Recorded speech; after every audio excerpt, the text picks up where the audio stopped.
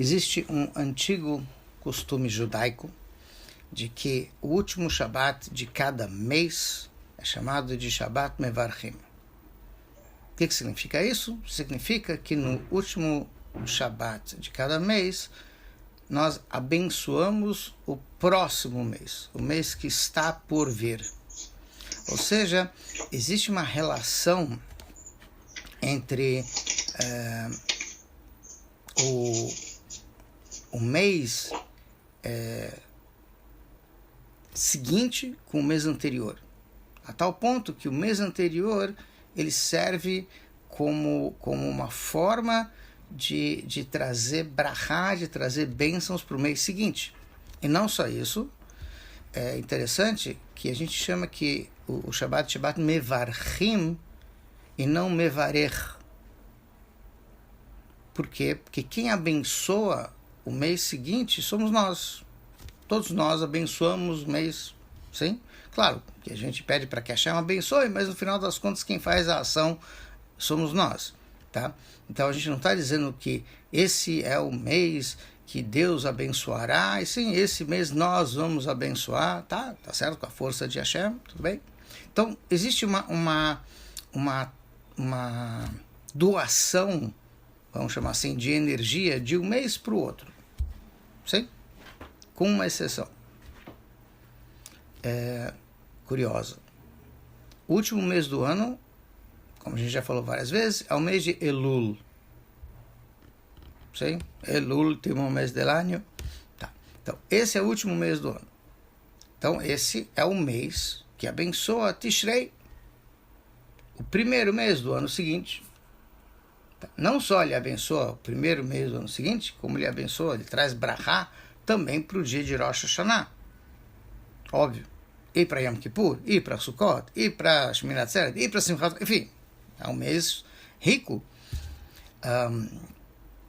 Então, a brachá de Elul é uma brachá muito importante, porque ela vai influenciar o ano inteiro. Já que Rosh Hashanah a gente chama de cabeça do ano, e não Tchilat Hashanah, não início do ano.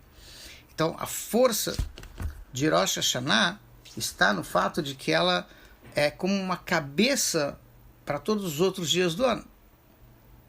Ou seja, aquilo que a gente investe em Rosh Hashanah, a gente tem para o ano inteiro, em todos os sentidos. Quando a gente se esforça em fazer uma tefilá mais caprichada, a gente reza mais em Rosh Hashanah, isso vai influenciar o ano inteiro. Quando a gente trata melhor as pessoas em Rosh Hashanah, isso vai mexer com o ano inteiro. Inclusive é curioso que existe uma halachá, existe uma lei, uma norma que está no Shulchan Aruch, que eu acredito que é pouco conhecida, porque eu não me lembro de muitas vezes ter ouvido as pessoas comentarem, mas consta inclusive nos livros de halachá, que é muito importante nos 2 dias de Rosh Hashanah não ficar nervoso. Eu acho um pouco difícil, mas tudo bem. Com tudo caindo na cabeça, e Rosh Hashanah, tem que preparar isso, tem que preparar, esqueci isso, esqueci aquilo, fiz, não fiz, enfim. Tem que filar, e depois tem que voltar. E depois... qual é a ideia?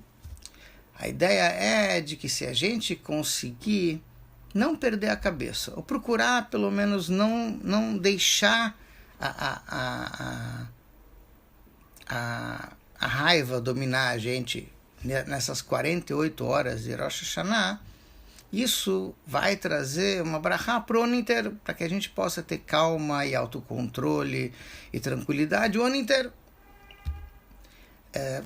E por que não? Eu vou fazer um investimento de 48 horas para ter 365 dias de tranquilidade, ou mais, porque esse ano tem um mês a mais, então é 383. Enfim, é um ótimo investimento, tá? Então é importante a gente procurar, assim, nesses 2 dias de Rosh Hashanah, fazer o possível para ser mente, para ser agradável, gentil, cortês com os outros. Tudo bem. Mas tudo isso a gente abençoaria no mês de Elul para Rosh Hashanah, sei, no último Shabbat, esse Shabbat agora, Shabbat Parshat Nitzavim, deveria ser um momento alto, importante, vamos dizer assim, o auge do investimento para o ano que vem. Nesse Shabbat a gente dá uma brachá especial para que o ano que vem seja um ano muito especial. E na prática não tem Birkat HaChodesh. No mês de Elul não se abençoa o mês seguinte, o mês de Tishrei. Então, Baal Shem Tov tem uma explicação muito simples. Eu diria simples, porque depois que se conhece, ela é simples. Antes de você conhecer, ela não é tão simples. Todo ano, Parashat Nitzavim, a Parashat da semana dessa semana, é lida antes de Rosh Hashanah. Isso é uma coisa, é uma constante. Tá? Pode acontecer que se leia duas Parashot, Nitzavim e Vayelech. Tá? Inclusive, o Rebbe comentou num Fabrengen de Tafshin Nun Aleph, 1991, que existe até uma forma de saber que anos vai ter as duas Parashot juntas e que anos vai ter as duas Parashot separadas. Existe uma expressão que está no Tanakh, que é Pat Bag HaMelech. É uma longa história, não daria para eu explicar agora, mas a ideia é de que o rei da Babilônia, quando ele protegia alguém, trazia alguém para a sua corte, e lhe dava uma série de privilégios, inclusive ele fez isso com os reis de Israel que ele tinha conquistado, ele oferecia um Pat Bag HaMelech, que é um tipo de alimento do rei. E na Halachá se usa essa expressão Pat Bag, que é um nome de um alimento, tá? Para dizer o seguinte, voltando, a ideia de Pat Bag HaMelech é a ideia de um alimento especial. E esse nome ele tem a ver com a Parashá que a gente está lendo, Parashat Nitzavim, e o fato de a gente ler uma só e não Nitzavim e Vayelech, porque tem anos que a gente lê dois. Como é que a gente sabe que anos a gente lê um ou lê dois? A palavra Pat Bag pode ser dividida em dois. Pat quer dizer cortar, dividir. Ptitim em hebraico, quebrar em pedacinhos. Tá? Inclusive até Pat em aramaico, ou pita em árabe, quer dizer pão. E é interessante que essa diferença entre os Ashkenazim e os Faradim de modo geral, que no Shabat, na hora de distribuir a halá na mesa, os Faradim fazem questão de cortar com a mão e ficar jogando para todo mundo, enquanto que os Ashkenazim cortam bonitinho, com a faca, tal, negócio mais ocidental, mais educadinho, mais enfim, tá?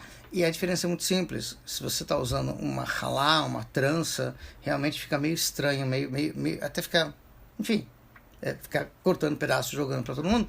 Mas se você faz o seu Shabat com pita, com pão árabe, é assim que se come pão. Você não vai usar uma faca para cortar o pão árabe, você corta e dá os pedacinhos para cada um. Então o nome do pão também tem a ver com a ideia de cortar, de partir em pedacinhos. Então Pat Bag HaMelech significa você corta quando tem bag. O que é bag? Beit quer dizer 2, Gimel quer dizer 3. Segunda-feira é o dia 2, terça-feira é o dia 3. Quando Rosh Hashanah cai na segunda ou na terça, esse ano vai cair na terça, por exemplo, segunda noite para terça, primeiro dia de Rosh Hashanah, aí então divide, separa Nitzavim de Vayelech. Essa é a ideia do Pat Bag. Então, divide parte quando for Bag, quando for segunda ou terça. Então, esse ano a gente divide, a gente tem Nitzavim separado de Vayelech. Então, Baal Shem Tov explica o seguinte, este mês, o mês de Elul, a gente não abençoa o mês de Tishrei. Por quê? Porque quem dá a brachá para o mês de Tishrei é Deus. E isso nos dá a força ao longo do ano inteiro, de a cada mês que passa, a gente também poder trazer essa brachá de Hashem para aquele mês seguinte. porque seria realmente muita pretensão da nossa parte a gente achar que a gente pode abençoar. A gente consegue abrir um canal para que a Hashem abençoe. Essa é a ideia. Então isso começa justamente no mês de Elul, ou seja, na leitura da Torá desse Shabat agora.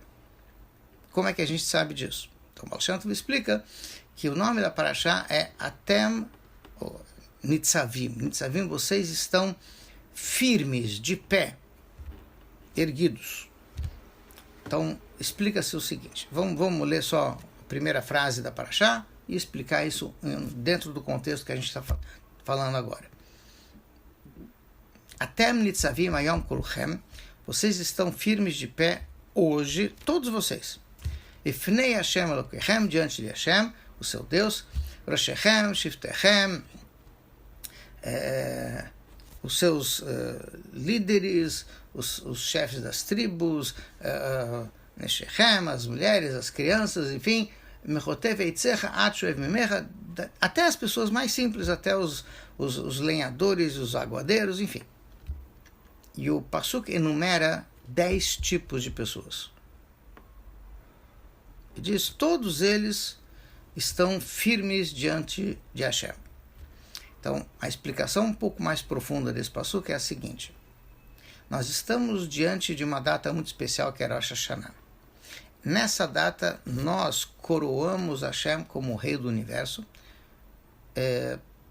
porque é curioso, isso é uma atividade que acontece todo ano. Mas ele já não é o Rei do Universo? Sim. Desde que ele criou o mundo, ele já é o Rei, ele já é o Criador, ele já é tudo. Tá? Mas existe uma frase que a gente inclusive fala no Shabat e que está logo no início da Torá. No final da criação está escrito Asher bara Elokim la'asot. Isso a gente lê também no finalzinho, na primeiro parágrafo do Kiddush do Shabat, que é uma frase da Torá, que significa Asher bara Elokim la'asot. Deus criou o mundo. E assim Deus então ficou feliz com o final, com a criação do mundo, mas tem uma palavrinha a mais que é la'asot. E a pergunta que se faz em relação à tradução da palavra é, quando a gente diz e foi concluída a criação, Asher bara Elokim, que Deus criou. Por que eu preciso dizer la'asot? Tradução literal, para ser feito. Hashem criou o mundo para o mundo ser feito. Bom, ele já foi feito. Hashem já criou. Então, a explicação desse passuco é muito simples. Hashem criou o mundo. Ele deu o mundo na mão do ser humano para o ser humano aperfeiçoar o mundo. O exemplo que o Talmud dá é Hashem criou o trigo para que o homem faça o pão. Ou seja, o mundo é perfeito. Do jeito que Deus criou já é perfeito. Mas Deus deu ao ser humano a possibilidade de tornar o mundo um mundo melhor. E essa é a nossa missão. A gente tem uma orientação de como fazer isso? Tem. A Torá nos diz o que a gente tem que fazer para o mundo ser um mundo melhor. A gente não precisa reinventar a roda. A gente já tem as ferramentas para fazer isso. Mas Hashem quer que a gente faça isso. O objetivo da criação não é que ela seja perfeita, ela já é, e sim la'asot, que a gente aperfeiçoe aquilo que já é perfeito. Por quê? Porque até aquilo que já é perfeito é limitado. E a forma da gente se aproximar mais do Criador, que é ilimitado, é melhorando o mundo. Porque o que é bom, mas o que é melhor pode ser sempre melhor. Então a gente tem um trabalho infinito, quase que igual ao do Criador, até um certo ponto, de melhorar o mundo. Melhorar o nosso relacionamento, melhorar a nossa casa. Tudo tem que ser melhorado constantemente. Esse é o trabalho da gente. Então, esse é o la'asot. Essa é a palavrinha que está no Kiddush do Shabbat, que significa a gente está aqui para melhorar as coisas que já existem. Com certeza para não estragar, isso é óbvio, mas não só não estragar, que já era bastante bom, mas ainda para melhorar. Então explica-se o seguinte, quando a Torá diz, nessa parashá, logo no início, Até Nitzavim, vocês estão firmes. Hashem está dizendo para a gente o seguinte: eu estou lhe dando força, energia, brachá, bênção, para que vocês estejam firmes e fortes para cumprir a sua missão. Para que quando houver o julgamento de Rosh Hashanah, porque Rosh Hashanah também é chamado de Yom Hadin, mas vejam bem a relação entre a ideia de um dia de julgamento e o dia de Rosh Hashanah, é assim, muito resumidamente, é a seguinte: nós temos uma missão de melhorar o mundo. Para isso, Deus nos deu a força de, a cada ano que passa, nós coroarmos Deus como Rei do Universo. Existe uma frase dos grandes sábios da Idade Média que é En Melech Belo Am. Não existe rei sem povo. E o conceito de reinado dentro da Torá é um pouquinho diferente do conceito de tirania.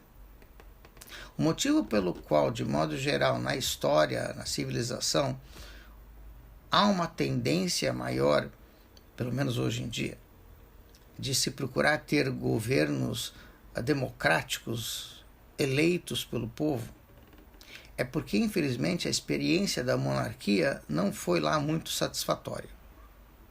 Porque, infelizmente, muitos reis abusaram do seu poder, exploraram, fizeram mal para o povo, enfim. Então o povo se revolta contra esse tipo de governantes, sejam reis, sejam ditadores, e procura colocar alguém mais adequado no poder. Se isso dá certo ou não dá certo, fica para uma outra ocasião. Mas na prática, a Torá nos diz que o rei ideal, o rei da Torá, Melech HaMashiach, o rei que vai ser o Mashiach, que vai ser o rei que vai orientar toda a humanidade, ele não pode ser um tirano e nem alguém que se impõe pela força. E sim, existe uma frase que a gente até fala na Tefilá: Malchuto beratzon kiblu lehem. Um rei de verdade é um rei que o povo aceita o seu reinado de boa vontade. Ou seja, no fundo, nós elegemos o rei. Ele já é rei em virtude das qualidades que ele tem. Como no caso de Mashiach. Ele é um grande profeta, ele é um grande mestre, ele é descendente do rei Davi, ele tem qualidades inerentes. Mas o povo elege, o povo aceita a autoridade do rei, e aí sim, ele governa não só com consentimento, mas com a boa vontade do povo. A mesma coisa se aplica a Deus. Deus pode se impor, ele é o Criador, ele é o Todo-Poderoso, ele não tem problema nenhum de fazer isso. Ele não quer isso. Ele quer que a gente aceite a sua autoridade, o seu reinado de boa vontade. Porque nós queremos estar conectados com esse rei, que é a fonte de toda a bondade, de tudo que há de bom nesse mundo. Mas ele espera que a gente o coroe ano a ano em Rosh Hashanah. Então, nós elegemos, por assim dizer, o rei em Rosh Hashanah.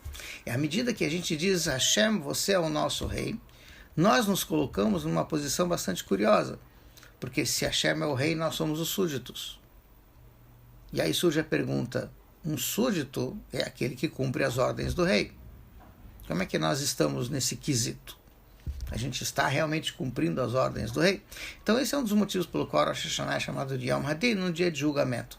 Talvez um dia de autoavaliação fosse talvez uma frase um pouco mais correta para definir isso, mas realmente é um dia em que a gente tem que fazer uma autoavaliação. Isso não é muito agradável. Ao mesmo tempo, Rosh Hashanah é chamado de um dia onde existe um certo temor, todo mundo se sente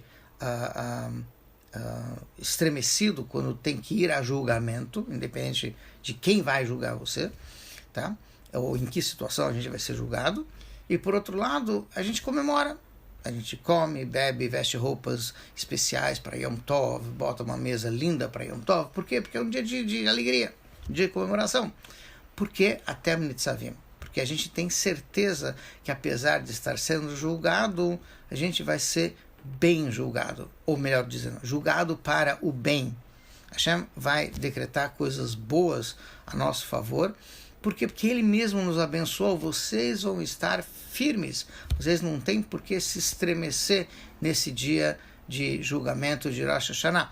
Ou seja, a brachá, para que a gente tenha firmeza e força o ano inteiro para cumprir a nossa missão de transformar o mundo num mundo melhor, vem desse Shabat, vem da leitura da Torá desse Shabat, que é Atem Nitzavim, que a Hashem está dizendo para a gente, vocês estão firmes. Quando? Hayom.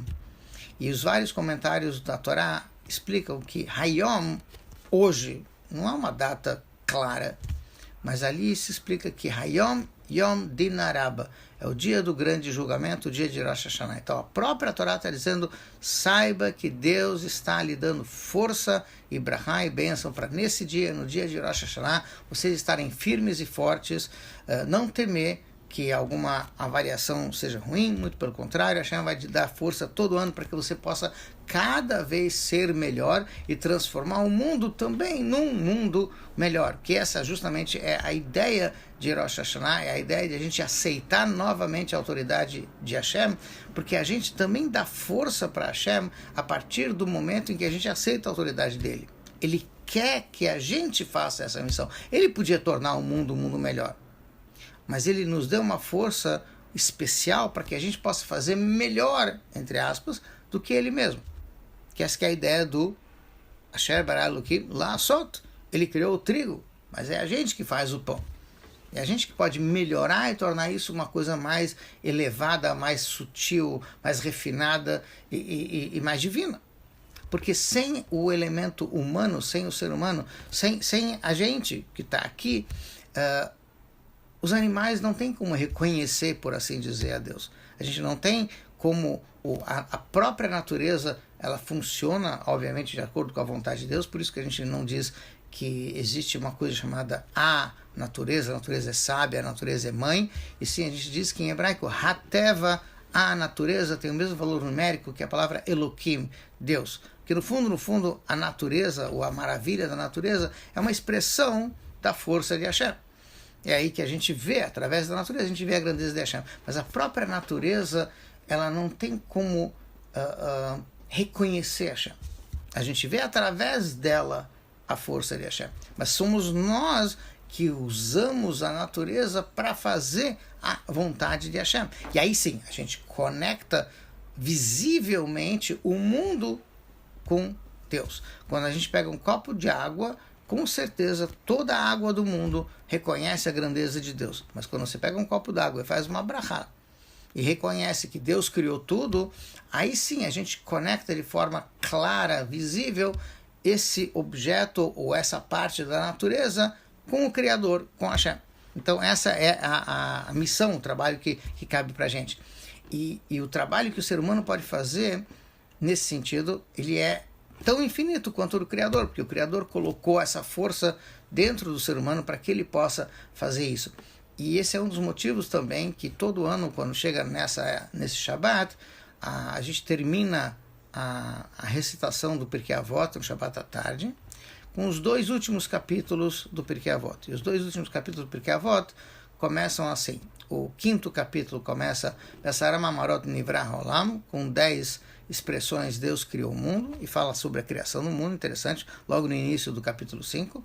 E o capítulo 6 começa Shanu Chachamim Belashon HaMishnah. Os nossos sábios expressaram tais ideias, como vão ser explicadas nesse capítulo, na linguagem da Mishnah. Ou seja, o capítulo 5 fala sobre o Criador, o capítulo 6 fala sobre as criaturas, aqueles que são sábios, aqueles que expressam a sabedoria e a grandeza de Hashem nesse mundo. Ou seja, por mais que Hashem criou o mundo perfeito, mas cabe aos seres humanos, cabe a nós usar a sabedoria que Hashem nos deu, que é a Torá, para transformar o mundo num mundo melhor. Que essa basicamente é a ideia do Rosh Hashanah, que a gente tem agora diante da gente, que a gente vai usar o dia de Rosh Hashanah para, através do toque do shofar, através das mitzvot que a gente faz nesse dia, através da tefilá que a gente faz nesse dia, através do comportamento que a gente tem no dia de Rosh Hashanah, a gente vai trazer brachá para o ano inteiro, trazer bênçãos para o ano inteiro, e a maior brachá vai ser que a gente também vai poder trazer a vinda de Mashiach, a gente vai poder ver claramente a Hashem se revelando nesse mundo através de Mashiach, através da Geulah, através da construção do terceiro Beit HaMikdash, e aí o mundo inteiro vai finalmente reconhecer que Hashem é o Criador e que a gente tem uma missão, que é transformar esse mundo numa moradia para Hashem. Tivá, Vahatimá, Tová, Leshaná, Tová, Mutuká, Shabbat Shalom, muita abrahá para vocês. Eu tinha muita coisa para falar, mas Mitzvah Hashem a gente vai falar nas próximas vezes. Kol Tu, Shabbat Shalom, tudo de bom.